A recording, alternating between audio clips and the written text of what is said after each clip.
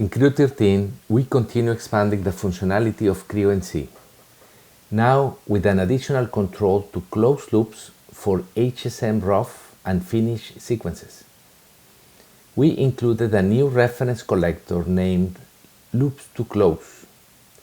By selecting the references, this will enable avoiding the entry of the tool inside the pockets in the reference model geometry, as in this example. This enhancement provides the following benefits: prevents unwanted tool entries inside pockets on the geometry, optimizes toolpath strategy, and consistency with Creo NC workflows. Thank you for your attention.